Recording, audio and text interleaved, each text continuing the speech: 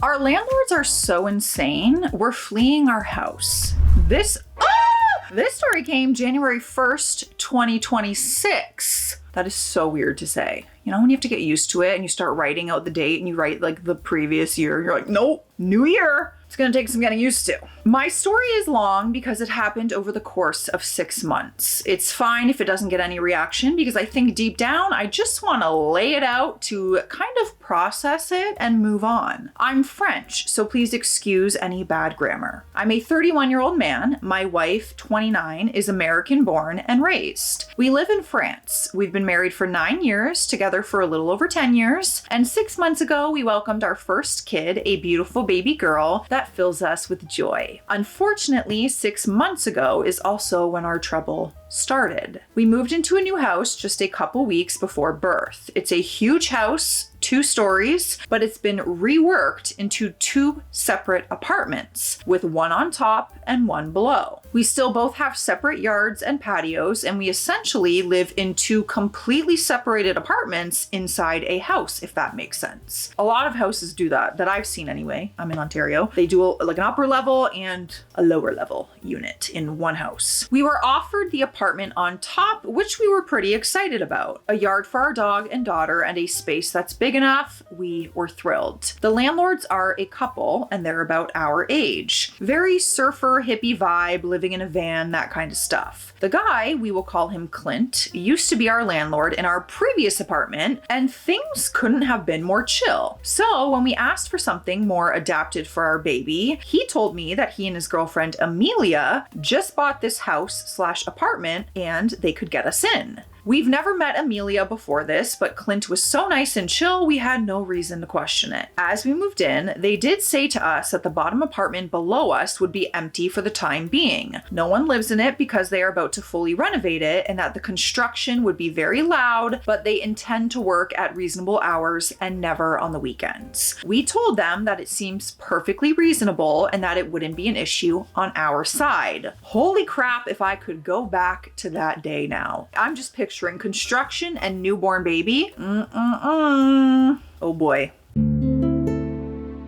My wife gave birth in the weeks, if not days, following our move-in. We had settled pretty well, pretty fast, and we couldn't be happier to have a quiet home and a yard for our now family. The working and construction downstairs was done by professionals hired by Clint and Amelia. It was loud, but always under extremely reasonable times. They would start at 9 or 10 a.m. and they would wrap up before 5 to 6 p.m. the latest. Never on the weekends, even if that wouldn't necessarily bother us if they did. It all went down when Clint and Amelia decided to handle the work themselves instead of hiring professionals from there on. One night at 10:30 p.m., they suddenly showed up in the apartment downstairs with tools, ladders, and paint equipment. I was in the yard holding my baby and we saw each other. They simply smiled and said hi like it was normal. I came back upstairs to put our daughter in bed, thinking they probably were just dropping off all the equipment late to just come back early tomorrow.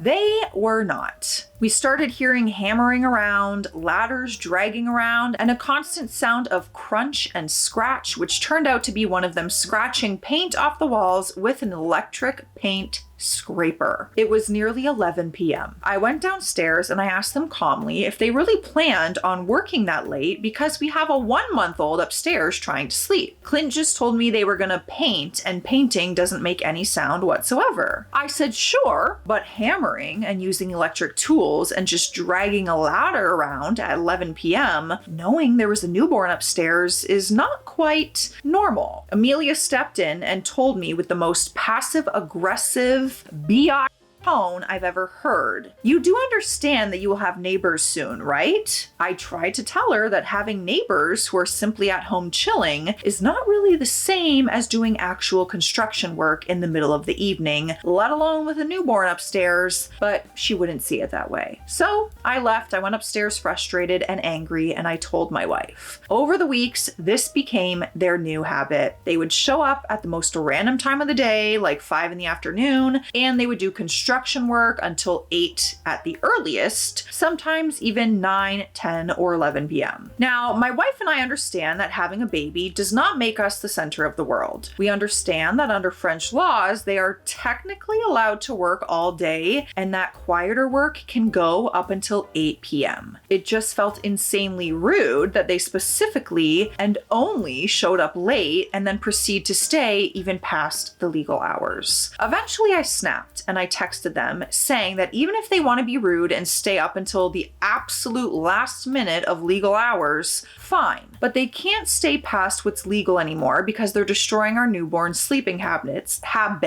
by doing that. Amelia's response was that, once again, they are not loud at all and that, quote, babies wake up all the time, whether or not there's construction. We don't know if she would wake up for anything else. And that having a neighbor watching TV downstairs would be the exact same amount of noise as them, and we have to stop being rude to them. She said that we agreed beforehand that renovation work would happen, therefore we can't complain now. After trying to explain to her that it's incredibly rude to assume they're not the ones waking our baby up, when we saw our girl jump out of sleep after hearing a hammer downstairs, it leaves little room for imagination. I said that we certainly agreed to move despite the noise, but it was absolutely never agreed that it would happen at night and that we weren't the rude ones here. We're just trying to protect our baby's sleep. Amelia's response, quote, you're just terrible people who do virtually nothing but complain and bitch about everything. I deeply regret letting you inside my home, and the sooner you'll leave, the better, because you are so insufferable. I'm genuinely worried that you will make the entire neighborhood flee away from you. Her exact words. I'm not making any of it up. We were completely crushed by that text and decided to move out of this apartment ASAP. We were so saddened that the miracle of our daughter was spoiled by them, so we decided to start preparing to move out of the country and go live in America instead, where my wife is from. That said, it's a long process that would require time. Now, just up to this point in the story, what do you guys think? How do you guys feel about this? I feel like some people could easily say they did say they were going to renovate and you knew you took a risk. Like, that was my immediate thought was, you're banking on that they're actually going to work within reasonable hours. By agreeing and saying, no problem, you're putting all your faith in Clint, that he is going to keep up his word, his end of that statement and everything. That is a big risk to take. Because, yeah, you just can't trust anybody, you know? However, if they're going and working outside of legal working hours, that is a different story. I don't know. I'm so curious where this goes. A few weeks after this, Clint showed up alone, wanting to talk to me. He said he was saddened by the situation, especially since in the 2 years he rented me and my wife a place before, we never had any issue whatsoever with each other. I agreed, and I said that out of old time's sake, I wasn't mad at him, but never wanted to hear from Amelia again, that she was insane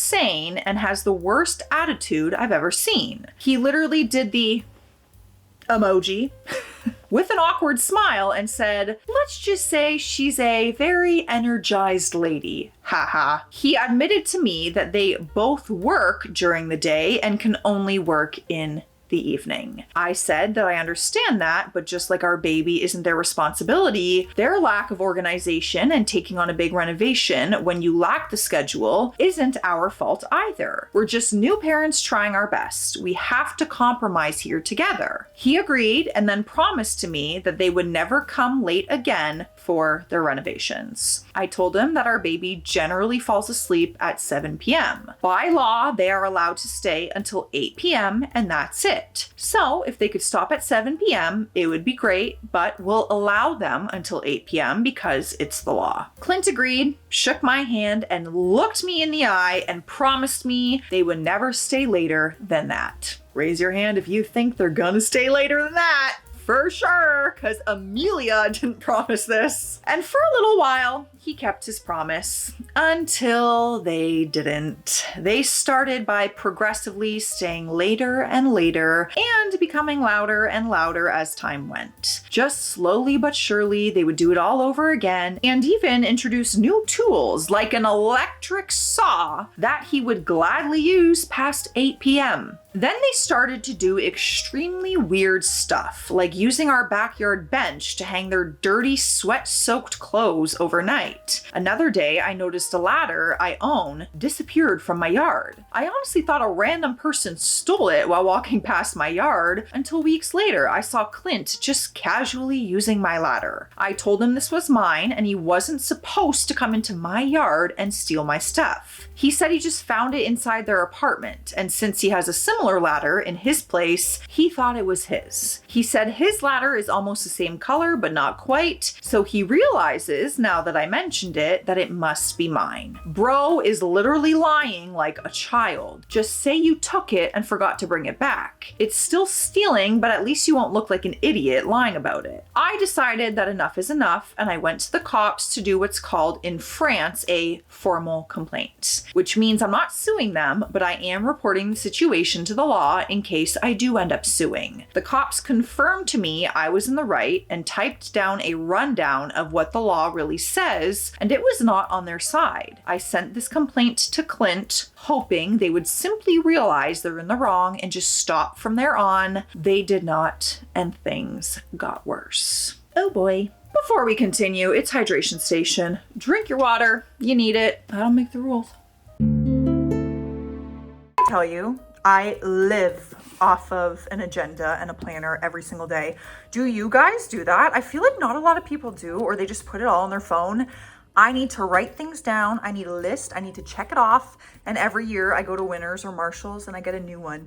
This is mine for 2026. I love when they come with sticker pages. These are a little more boring than what I was hoping for, but that is okay. Let me know, do you guys use planners or are you more of a phone type? There's no wrong answer here, no judgment.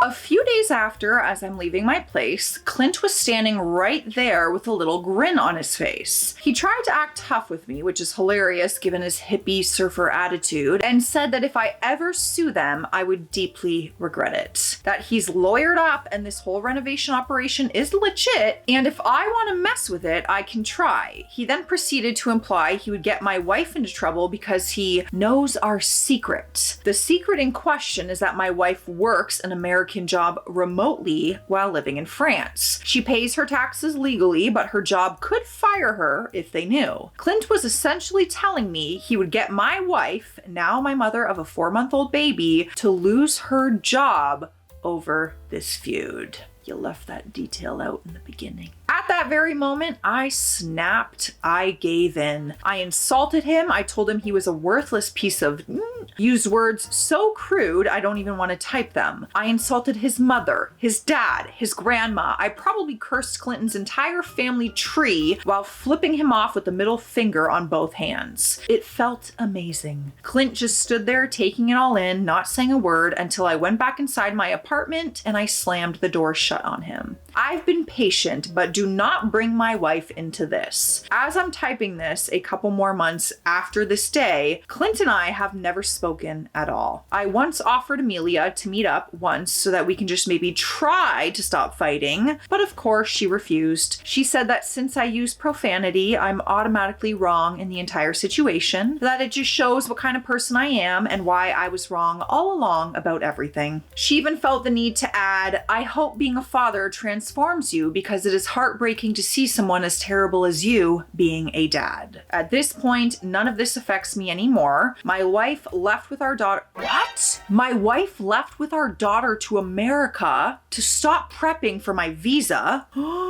Being away from them is extremely hard, especially being alone in this mess, but it's the necessary step for me to eventually join them. I'm glad they are not dealing with this crap anymore, and I can't wait to join them. They still regularly come to work late, and when they realized I was alone now, they got even louder. I tried calling the cops, but once they showed up, they denied and claimed they were loud only during the day, which is a lie. I've been told to try to record it, but I'm not even interested in fighting anymore. The fact that you're also giving this guy money every month for rent must be like so stinging for you. We're in the middle of winter right now, and any day now, the gas supplying hot water and heaters in our place is about to shut down from the company because Amelia failed to send them a proper safety report, meaning that by law, they are forced to cut off supply until they receive official safety form from a professional. The gas company told me it's on them to do it as the homeowners, not on us just renting it. The documents she provided weren't the right ones, but Amelia says it's none of her business and says that I can deal with it because, quote, she's done her part, whatever that means. It's always our fault, never hers. Whenever I walk past her patio in order to get out, which is literally the only way to get out, she loses it and yells at me and says that I have no right to walk on her patio when my contract clearly says I can because it's the only way out. I'd have to make an insane detour otherwise. There's water dripping down the walls in the living room, which turns into mold that I have to constantly clean. Oh, this is just a nightmare. Apparently, it's our fault because we, quote, should open the windows to stop the humidity deep in the winter. I know obviously right now the right thing to do would be sue them, but I'm done. Clearly, they want us out, and so do we. I have no care in the world for these two idiots and their insanity. I sent Amelia a long, detailed email about how much of a crazy bitch she is and that we're leaving. I'm happy my wife and daughter aren't dealing with it anymore, and for now, I'm actively packing our stuff so it can be left in my parents' basement. Everything we don't need, I will sell. Once I'm done clearing our place and stuff is safe with my parents, I'll send these a-holes a resignation letter for the lease. I won't pay my last month rent because she's keeping the safety deposit of the same amount of the last rent. I don't even want to see them. I'll eventually have to go home and stay with relatives here in France while my green card is pending. A very difficult process, but one that is necessary for me and my family to never be apart again and be thousands of miles away from these two idiots. Suing and getting back at them would be satisfying, but it would also prolong the stress and dread that we've had this whole time. They won, but I don't care. I'm winning by staying the F away from them forever and focusing on my loving wife and daughter. I would be lying if I said I'm genuinely wondering if we're in the wrong, but I guess you never know. Are we the crazy ones? Oh, interesting. Okay, let's get all the opinions and thoughts in the comments, but we're also going to check out what Reddit says because we know the brutal honesty lies in the hands of Redditors, all right? Someone commented and said, I don't really understand. Why did you not just leave and find a different apartment rather than staying for all this mess? Why was it necessary to flee the entire country because you have a terrible landlord? I understand the words you wrote, I just don't understand the situation. OP responded and said, perfectly fair. The post was just so long, I didn't want to make it worse. We've been living in France for a long time. My wife regularly visits her family, but we mostly stay in France for multiple reasons: cheaper rent and healthcare. But over the years, my wife has been getting increasingly homesick. We stuck with France for the pregnancy because it is again a lot easier in France as far as hospital bills go. And when we had this opportunity to get a bigger place with a yard, she decided to put that homesickness aside a little longer and give it another shot. With the way things went south with them, it really took a toll on her. She felt more unhappy than ever, and so did I. We have discussed moving to America before, and this just felt like a sign to just drop everything and do it. Getting another place here instead of fleeing these guys would just get us stuck in another lease, and saving up to move our belongings when you have rent to pay is difficult. Moving to a different country is very expensive. Our families on both sides are very supportive, and she'll live with her mom and work hard to save money to find us a place in America. And while my visa is pending, I'll be living with my relatives here and work to pay for her move. Her job being remote, we can at least visit each other during the process. The second my visa is approved, I'm out of the country. Next comment in response to this said, I totally get it. I know it can be logistically and financially difficult to get out of a rental situation. I don't think I'd be able to stay there after they really went psycho, but I'm on my own, which makes a difference. I'm really sorry you went through all that. I hope you have a good move. Make sure you scrub all your social media, texts, and everything before you come through the US border control. It's pretty crazy here at the moment. Oh. OP said, not gonna lie. Oh yeah, I did see that. I have seen articles that they're checking social media and taking pictures now at the border. Not gonna lie, it's a very scary time to move to America. Looks like sneezing too hard during your interview will get you arrested and deported. I know that French white guys moving in for marital reasons isn't high on their agenda, but it is scary nonetheless, and we're hoping for a smooth process. Being away from each other while it's pending will be the hardest part though. Yeah, what if it's like pending for years? You got a baby. Yeah, that's tricky. Next question, is the state where your wife's family lives in a good one? OP responded and said, we will be either in Texas or Arkansas. And that is all that has been written. So let me know your thoughts and feelings. Were they in the right? Were they in the wrong? Would you have done this? How long can that pen for? That's my main question. Like, how long can that situation truly pen for? Could that be years? Your baby might be 3. By the time we come together. Oh, that's wild. Let me know your thoughts and feelings. I'll see you in the comment section. Stay classy out there. Stay sassy.